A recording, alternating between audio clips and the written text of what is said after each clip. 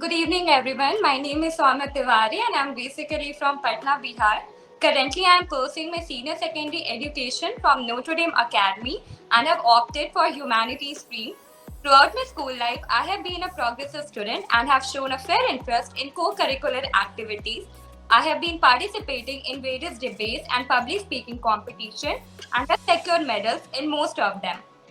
I like to read novels, and my favorite author is Cody Hoover. Inspired by her, I have recently begun to write on a website called Article Alley.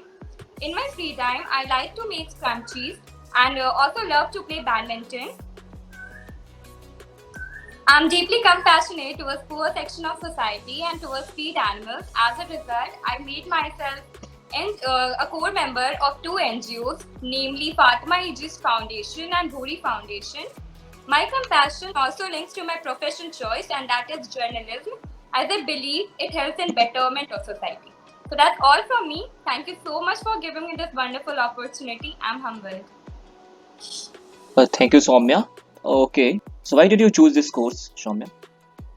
I believe that I share all those personality traits which is required to pursue this course. Also, I'm very fascinated about journalism. Whenever I see a current issue, all I know is that I want to go to step, research about it, or write about it. I like to being connected and also I like to be a part of change. My interests are not limited to just one or two things. So journalism appeals to me as a perfect field to serve this craving curiosity of mine and also give me a sense of doing something meaningful.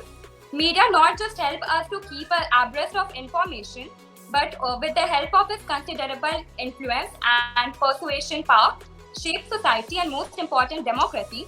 So I want to be closely associated with it by pursuing journalism. Tell me the 5 favorite thing about the Christ University. 5 favorite things. Yes. Christ University basically has everything which a student want in their ideal college. For me, it holds a very good ranking and review, and it stands in the top 5 top universities for the mass media studies. And I believe that if I pursue this course from here, it will bring me an excellent outcome. Also, the faculty members are great here, as most of them are doctorate holders, and it will be a great opportunity for me to get their guidance and have them as my mentor. Also, Christ University focuses on holistic development of an individual so that they can so they can bloom on different levels of life. Also, it has a great placement opportunity, which is really gonna help me to get on a great height. So, what is the core value of Christ University? The core value is called moral uprightness, social responsibility, love of fellow beings, and pursuit of excellence. Too good. So, tell me something about your favorite subjects. Favorite subject? I like pol science, and my favorite subject is sociology. Dave? You ask So, I will ask from some academics. So, can you tell me the two objectives of the SAARC countries? SAARC countries. Yes, SAARC countries look for the cooperation for the regional members and work towards strengthening and expanding the trade and economic relations among the members of SAARC, and they work for unity and cooperation. Okay, so can you tell me who controls the northeastern parts of Sri Lanka? Northeastern parts of Sri Lanka, like a community or a government. The government type. Okay, so can you tell me who is the father of economics? Yeah, it's Adam Smith. Okay. So can you tell me what is a two threats to a community or a society? Two threats to a society or a community.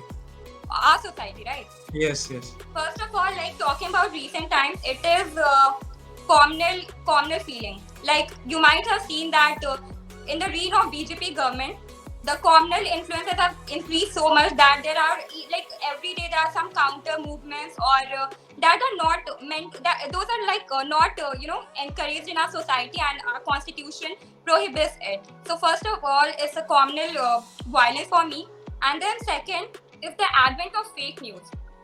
As India is still struggling with this literacy rate, the fake news takes a very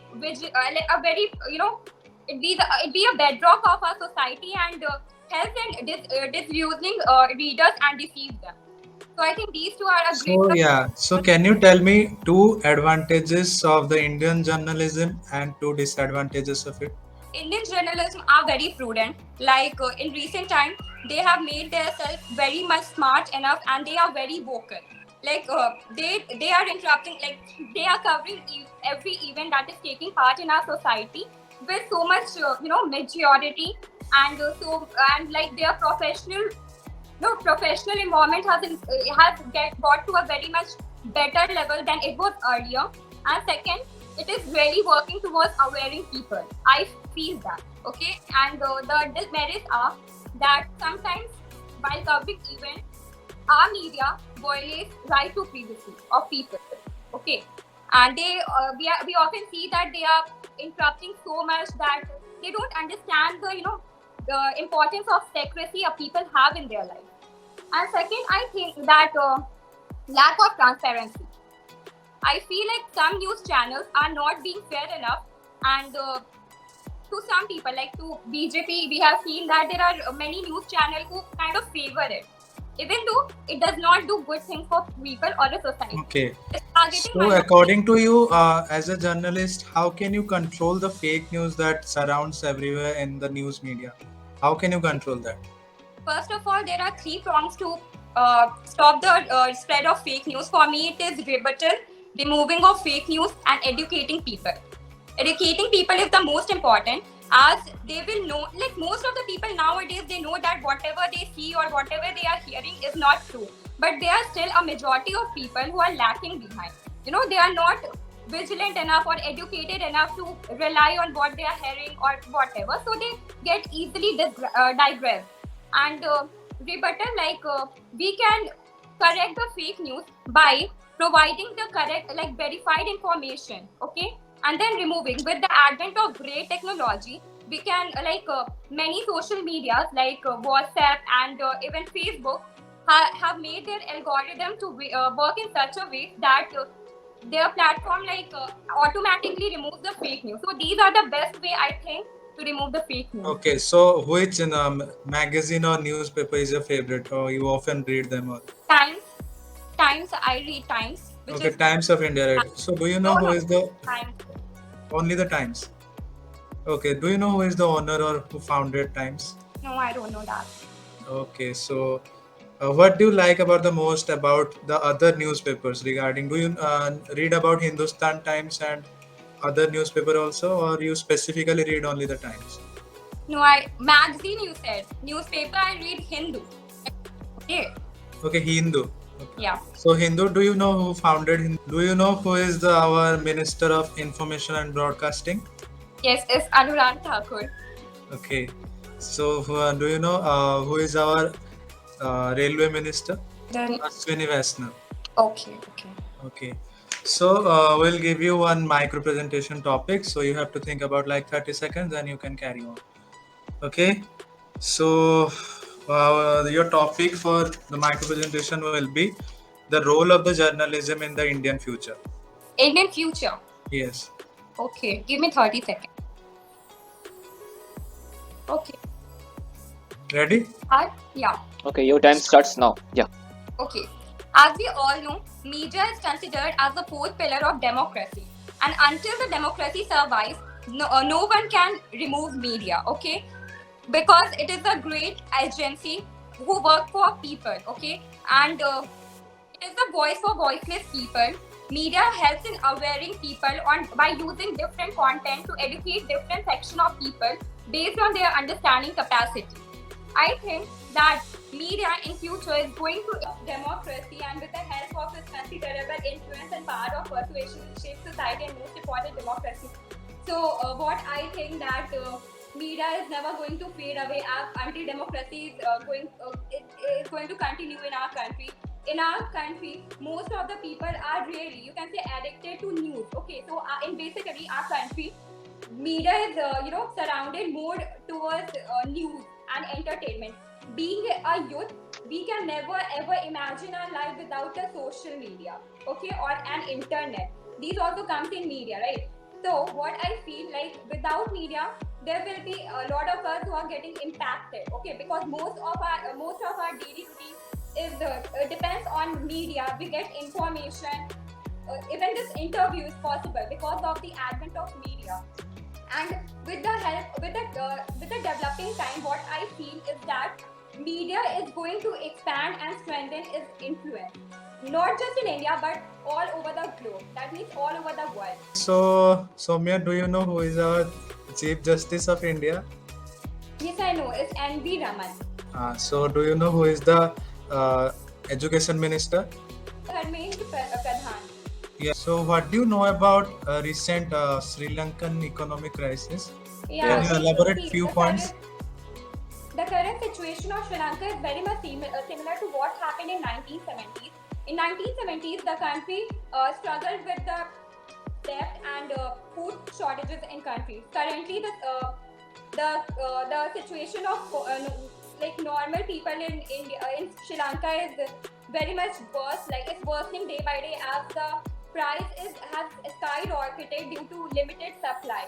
Okay, and the main reason behind it that the debt load it has taken a lot of debt from China, and now it's being very much difficult for the country to overcome it or to pay it back. What happened? The government has tried to repay the loan by using the foreign exchanges, and right now the reserve bank, like central bank of that country, it has is getting down. Okay, and it has uh, it has extended the hand for help to countries like China and India, and for it has the Sri Lankan government has requested China to restructure its loan repayment, and India has helped Sri Lanka by extending fuel and some 500 million financial aid. Okay, Soumya, Okay, thank you. that's great. So tell me something about the fundamental rights of India. Our constitution provides some fundamental rights to citizens in order to protect them. It is given to each and every citizen of India, regardless of their caste, creed, religion, race, etc. Fundamental right is an integral part of Indian citizen, and it helps a lot. Okay, thank you, Soumya. Very good. So tell me something about the fundamental duties of India. As our constitution has provided us with fundamental rights, it in return expect us to uphold the integrity of nation, respect national anthem and national flag, so that we just stay connected to our roots and do not try to get ahead of our rights. Okay, so that's it. Okay, so very good. So tell me something about Article 370. And this is your last question, okay? Yeah. 370 was imposed in Kashmir, and it gave it a special status. Like it kind of brought in the autonomous government there.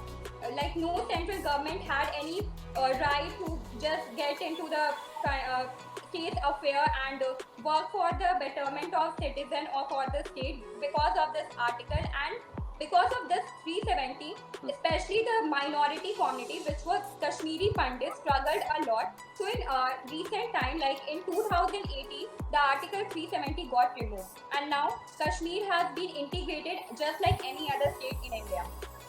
Okay, Yeah, Soumya. that's great.